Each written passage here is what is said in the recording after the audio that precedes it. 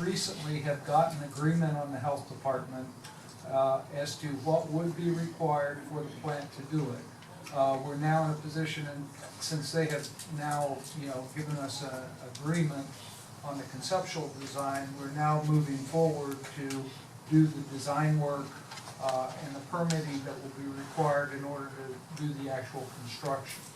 So that's the situation for the first, or the second item, which is the one for the water treatment plant disinfection.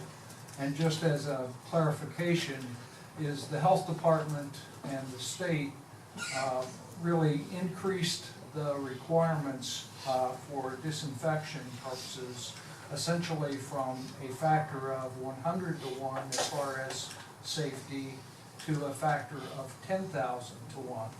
And so as a result of that increase in safety, which we understand and support, but it does require a difference in the process that we use for disinfection. And that is essentially the requirement for this new improvement. So the main question I think Mr. Tim was asking is that the monies that we allocated for those back 6 years ago or 5 years ago, were they spent or were they just moved into future budget years to be spent now? This has been a carryover item as far as the carryover of the budget process for some time. And so in this case, the design was not done. There was only conceptual design done on this project. For the next one, which we'll discuss, in that situation, the design was done, and in that case, we are using that design. Okay. So just if I could further clarify, are we paying twice for work done once? No, sir. Okay, and that was what I think Mr. Tim's main concern is that we had already paid for the work. Right. Okay. It was just carried over. Okay. Commissioner McCoy? Just for my edification, am I clear that the lime softened water already meets the 4 log or only meets the 2 log, 1 in 100 versus 1 in 10,000? The lime softened water only meets the 1 in 100 criteria at this time, and that's the improvements that we will be making to that. In addition, it's actually harder to obtain the improvements with the lime softened water than it is for the reverse osmosis water. So actually we have to do some improvements to both processes, but the majority of the work is regarding the lime softened water. And this is mainly motivated because state requirements have changed? Yes. Can I ask a question? The recent boil water that we had, and it was a small area, and then there was the other issue that we had near boil water notice. Would those have been less likely to have been necessary had these been implemented? The problem that we had with the well back in December, which required us to do a citywide public notification, was caused by this requirement that we did not have the 4 log disinfection at this time. So once we have this improvement constructed, we will be less likely to be required to do a citywide boil water notice. Excellent, excellent, thank you. Commissioner Marzo? Commissioner Sturdy? That's what I was wanting to understand, Larry, was that this is actually a more sensitive warning system and cure, so that we actually, it's a much safer and highly upgraded. When you have a factor of 1,000 and you're bringing it up 2 more levels, right? So it's like 100 times 100. It's a lot safer in that sense, like the mayor was saying, but anytime you all know, get a little bit more safety factor as you're at that level, it takes quite a bit more effort.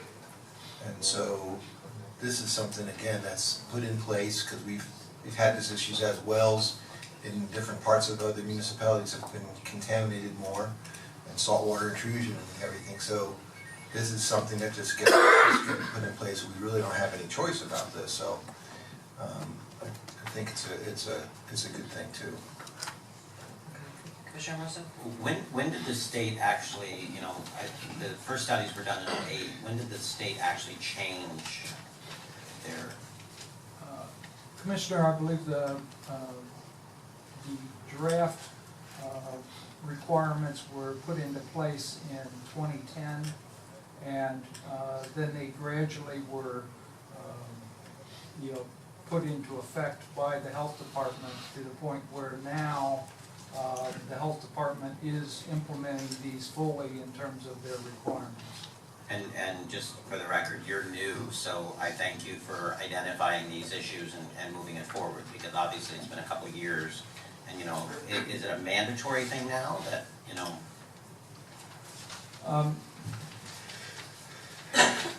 Technically, it's not mandatory, but, if It's you best don't, practice. then you take the risk that you will have to do a boil water notice if you have a problem.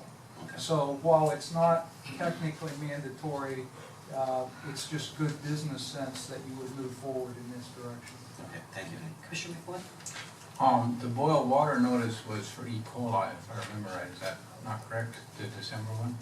That wasn't a boil water, there was no need for a boil water on that one, but it was a necessary notification. Correct. Okay, whatever the notice was on that, but it was an E. coli triggered, a bacterial triggered one. Yeah, Commissioner, it was an E. coli that was identified at one well, which was then subsequently, when we did subsequent testing of that well, it was determined that it was not, it was not in the water, on the second test. So we were able to verify that it was not a problem later on, but because of that one test, again, the health department requirements are very strict Right. and No, I rightly understand. so. I was just trying to distinguish between a bacterial stimulated one versus a viral one, because this is all viral. And I guess, and the scheme that's being proposed to pull it down to orders of magnitude lower is chlorination, increased chlorination? Yes, it's basically increased chlorination, correct. How often do we test for virus in the water? We test, basically the tests that we run are essentially bacteriological, not viral. And the health department, and really this goes all the way up to the EPA as far as research that has been done over the years to show that if you, rather than having tests for the virus, is that they essentially have demonstrated that if you have certain disinfection processes in place, that will effectively treat those viruses. So it's not that we don't do periodic virus testing. I guess my only concern a little bit is all of us who watch television are aware of people advertising drugs, and then they get to the end, first they tell you all the good things, and at the end they tell you, and these are the side effects you should be aware of. When we move to increased chlorination, there are some downsides to that, and I think what I'm hearing is that we don't have an established viral problem. How much comes through in the way of viruses through RO? Those are pretty small membranes. And that's water that's coming out of a fairly deep well, 1,000 feet, is that well? Is that about right? Yes, sir. So there's no viral contamination coming up from the source water. The plant's pretty clean, the RO filter's pretty clean. I'm kind of wondering, are the potential side effects of putting more chlorine in the water for a problem that we don't have any documentation that we have? Isn't that a requirement though? Isn't that what? Well, that's what was asked, is that it's encouraged, but it's not required. Well, it is a requirement as of 2010, I thought.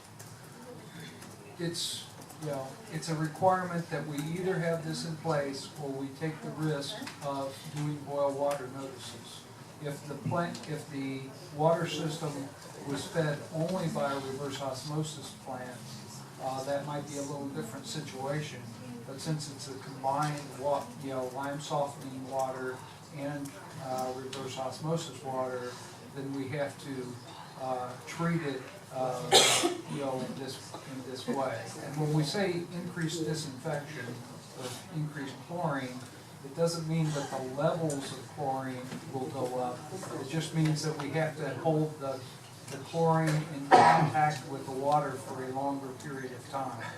So it's a matter of proving that we have the chlorine basically in contact with the water for a longer period of time. It's not a matter of increasing the amount of chlorine that we're actually putting into the water.